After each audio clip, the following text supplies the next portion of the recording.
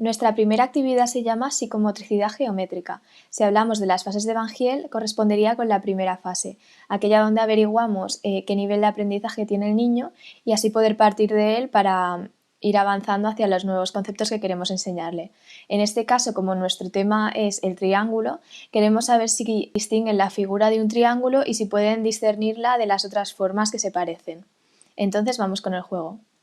El juego de psicomotricidad geométrica consiste en que el maestro o maestra colocará en el suelo grandes figuras de goma eva correspondiendo con las formas de los diferentes tipos de triángulo, ya sea por lado o por ángulo, y con figuras al azar que tengan cierta similitud con un triángulo, por ejemplo, que tengan puntas y puedan llegar a confundirles.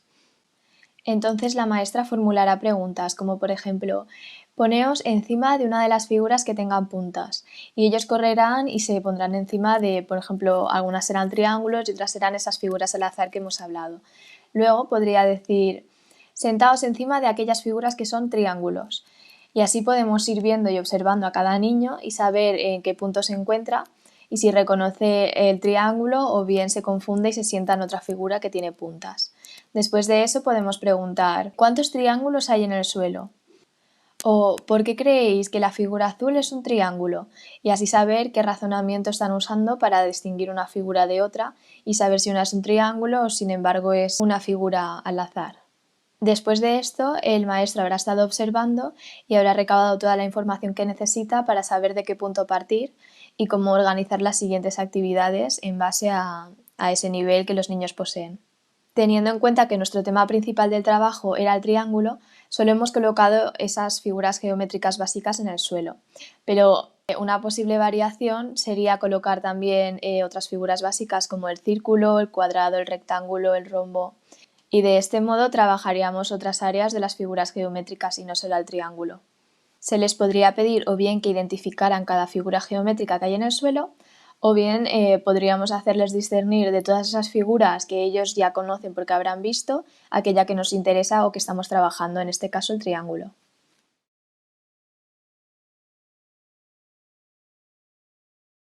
Había una vez 3 triángulos que eran hermanos. Uno se llamaba equilátero. Sus padres lo llamaron así porque tenía todos sus lados iguales. Lo que más le gustaba a Equilátero era ir a pasear con sus padres y con sus hermanos, pero sobre todo le encantaba dibujar. Su hermano se llamaba Isósceles. Isósceles era un poco diferente a su hermano Equilátero porque tenía 2 lados iguales y uno desigual. Lo que más le gustaba a Isósceles era cantar y bailar, pero sobre todo le gustaba hacer figuras con trozos de pajitas. Por último, tenemos al hermano pequeño. Él se llamaba Escaleno. Era un poco diferente a sus hermanos porque tenía todos los lados desiguales. Lo que más le gustaba a Escaleno era jugar con la plastilina. Esta es una actividad que habíamos pensado realizar en la fase 2 y a la hora de realizarla en un aula lo que deberíamos hacer es adaptarla y sería contar una historia similar e ir intercalando actividades con la historia.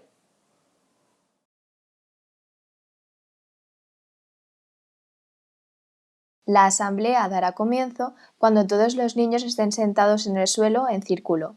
En este momento, la maestra preguntará qué les ha parecido el cuento motor y enseñará los 3 triángulos que han aparecido en él. Así cada niño podrá identificar cada uno de los triángulos y nos aseguraremos de que usen el vocabulario específico y de que nombren a cada triángulo por su nombre oficial.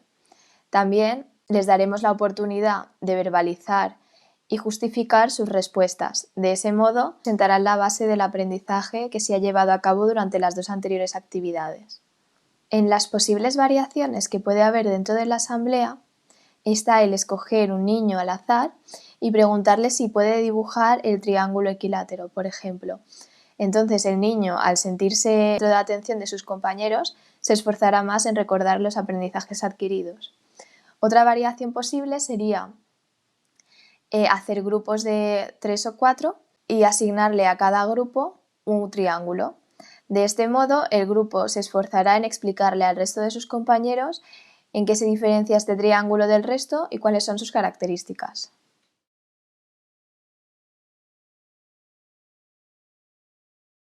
En la cuarta fase, la actividad que vamos a realizar son las lupas con formas de triángulo. El objetivo de esta actividad es encontrar diferentes objetos que estarán repartidos en clase que tengan la misma forma de las diferentes lupas.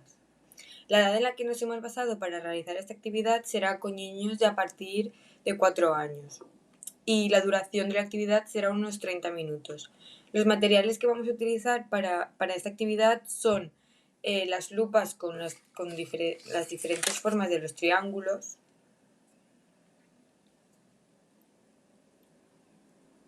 y luego los diferentes objetos que queramos poner nosotras por la clase, como por ejemplo un cojín con forma de triángulo o una goma de borrar con forma de triángulo.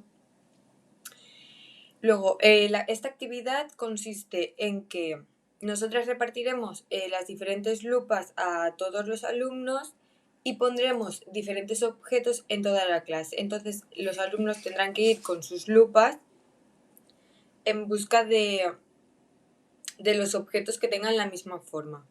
Si no tienen la misma forma, tendrán que ir a buscar otro objeto.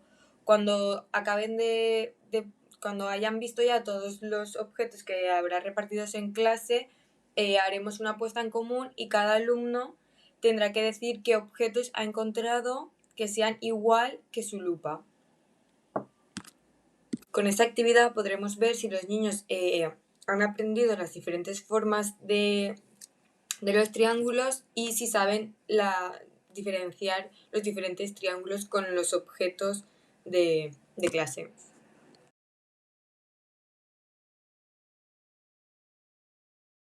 Y por último, la fase 5.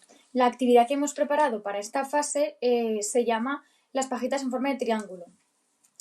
Los materiales que vamos a utilizar en esta actividad van a ser goma eva, 3 formas distintas de triángulo, papel y rotulador.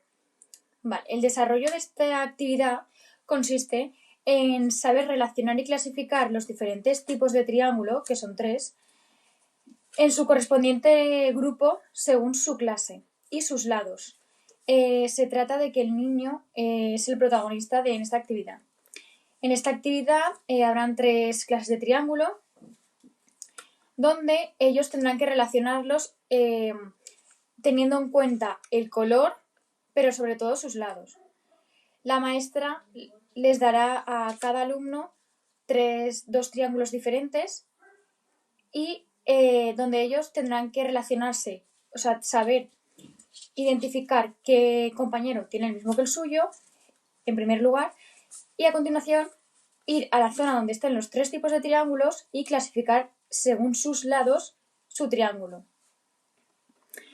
Por otro lado, las variaciones que tenemos que tener en cuenta es que para facilitar esta actividad y hacerla de una manera más sencilla, podemos poner cada triángulo, por ejemplo, el triángulo isósceles de color naranja, el equilátero de color azul y así con cada triángulo y repartirle a cada alumno el mismo color de triángulo que pertenece al grupo y así poder facilitar tanto por el color como por su forma que a los alumnos les sea más fácil a la hora de clasificarlos.